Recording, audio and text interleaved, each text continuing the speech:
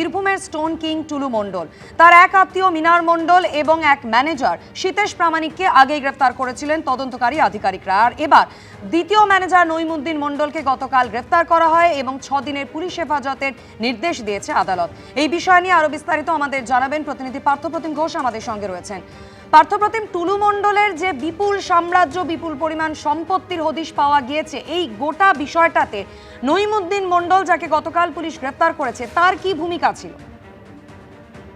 দেখো, গতকালকে নইমুদ্দিন মণ্ডলকে গ্রেপ্তার করা হয়েছে এবং তাকেও কিন্তু নিজেদের কাস্টাডিতে পেল পুলিশ। এবং সেক্ষেত্রে তোমার বলবো 6 দিনের হেফাজতে পেয়েছে পুলিশ। এবং এই যে বিষয় জানতে পারছি আমরা, পুলিশ জানাচ্ছে নইমুদ্দিন মণ্ডল সে কিন্তু এই যে অর্গানাইজ ক্রিমিনাল সিন্ডিকেট বা এই যে অপরাধটা হয়েছিল, সেই অপরাধে একেবারে অঙ্গাঙ্গিভাবে যুক্ত বলে পুলিশের তরফ থেকে দাবি করা হচ্ছে।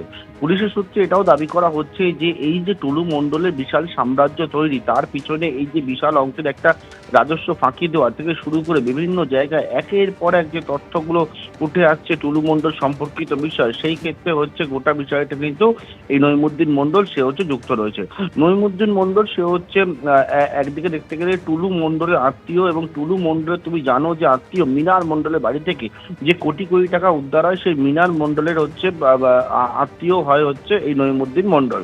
এবং এই নইমুদ্দিনকে জিজ্ঞাসাবাদ, পাশাপাশি সতীশ প্রামাণিককে আরো এক ম্যানেজার, তাকে জিজ্ঞাসাবাদ এবং মিনার মণ্ডলকে জিজ্ঞাসাবাদ করে এখনো জানতে পারছি টুলু মণ্ডলের তুমি জানো প্রায় 220 কোটি টাকা নগদের হদিশ পেয়েছেন তারা। একদিকে যেমন ব্যাংক অ্যাকাউন্ট এবং ক্যাশ যা বাজেয়াপ্ত হয়েছে, পাশাপাশি 400 বিঘা জমির হদিশ পেয়েছে।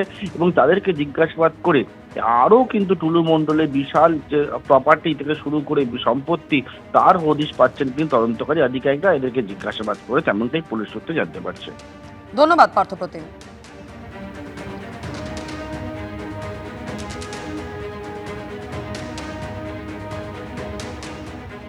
বীরভূমে টুলু মণ্ডলের সঙ্গে মিনার মণ্ডল, তার বাড়ি থেকে নগদ এবং সোনাদানা মিলিয়ে প্রায় 50 কোটি উদ্ধার হয়েছিল।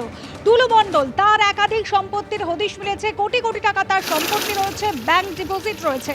আর এবারে এই মামলায় যতগুলো এফআইআর দায়ের হয়েছে তার তথ্য এবং নথি চেয়ে পাঠালো এনফোর্সমেন্ট ডিরেক্টরেট। রাজ্য পুলিশের কাছে এই সংক্রান্ত সমস্ত নথি এবং তথ্য চাওয়া হয়েছে। বিপুল সম্পত্তির খোঁজ মিলেছে, টুলু মণ্ডলের প্রায় 220 কোটি টাকার সম্পত্তির খোঁজ মিলেছে, একাধিক ব্যাংকে ফিক্সড ডিপোজিট রয়েছে। শুরুটা হয়েছিল টুলু মণ্ডলের আত্মীয় মিনার মণ্ডলের বাড়ি থেকে, সেখান থেকে প্রায় 28.5 কোটি টাকা এবং প্রায় 15 কেজি সোনা উদ্ধার হয়েছিল। তারপর তদন্ত নামে পুলিশ এবং তার যে বিশাল সম্পত্তি রয়েছে, সেই সম্পত্তির একের পর এক হদিশ পায় পুলিশ। এবার সেই মামলায় যতগুলো এফআইআর দায়ের হয়েছে তার তথ্য এবং নথি চেয়ে পাঠালো এনফোর্সমেন্ট ডিরেক্টরেট। আবির দত্ত আমাদের প্রতিনিধি রয়েছেন আমাদের সঙ্গে টেলিফোন লাইনে। আবির, রাজ্য পুলিশের কাছ থেকে যতগুলো এফআইআর দায়ের হয়েছে তার তথ্য এবং নথি চেয়ে পাঠানো হয়েছে এনফোর্সমেন্ট ডিরেক্টরেটের তরফ থেকে, অর্থাৎ এই যে বিপুল সম্পত্তির মামলা, তা নিয়ে এবার তদন্ত শুরু করতে চাইছে ইডি।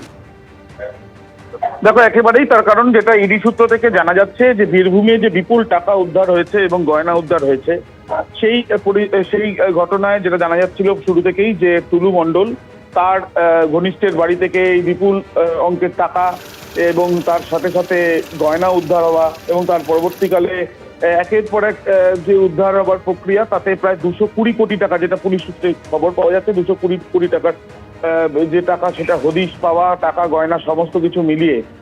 এবং তার পরবর্তীকালে এনফোর্সমেন্ট ডিরেক্টরেটের তরফ থেকে পুলিশের সঙ্গে যোগাযোগ করা হয়েছিলই। এবার পুলিশের কাছ থেকে যে কটি এফআইআর হয়েছে, যেটা সম্ভবত জানা যাচ্ছে 2টি এফআইআর আছে, এবং সেই ক্ষেত্রে সেই এফআইআর গুলোর তথ্য এবং নথি চেয়ে তাদের কাছে আবেদন করা হয়েছে। ইডি তরফ থেকে এই আবেদন জেলা পুলিশের কাছে করা হয়েছে এবং সেই ক্ষেত্রে এফআইআর গুলো যদি তারা পেয়ে যান এবং পরবর্তীকালে তারা ইসিআইআর করে এগোতে চান, এমনটাই ইডি সূত্রে খবর।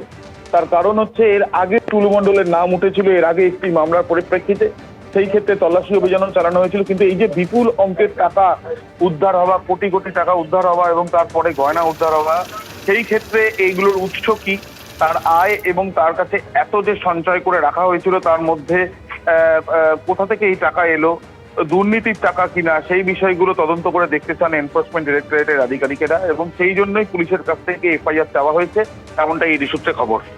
ধন্যবাদ আবির।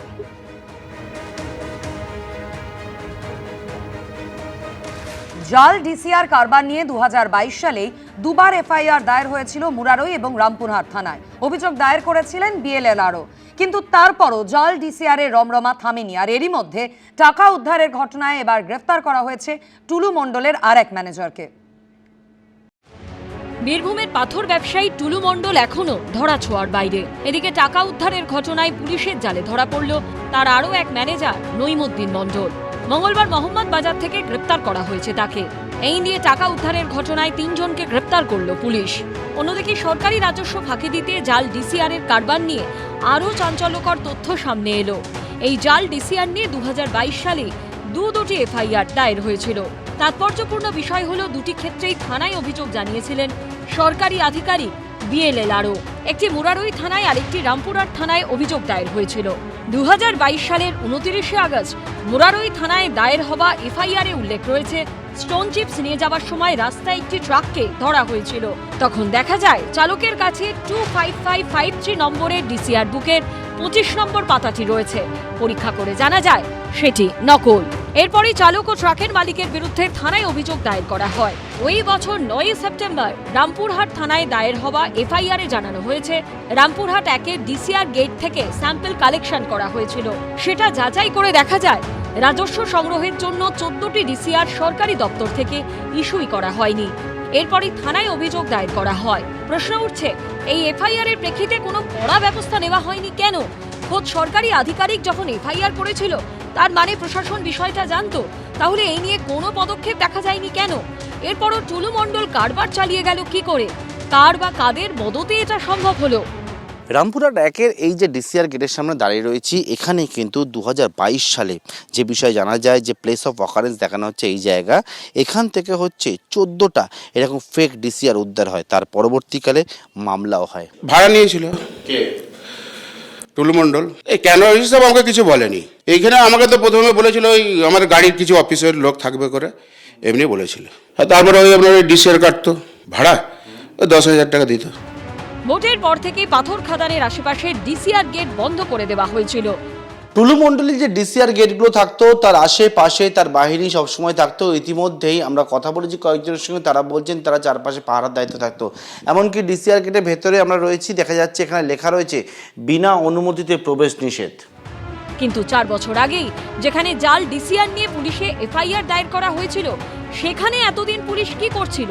সেই প্রশ্ন থেকেই যাচ্ছে। পার্থপ্রতিম ঘোষের রিপোর্ট, এবিপি আনন্দ। এবিপি আনন্দ, এগিয়ে থাকে, এগিয়ে রাখে।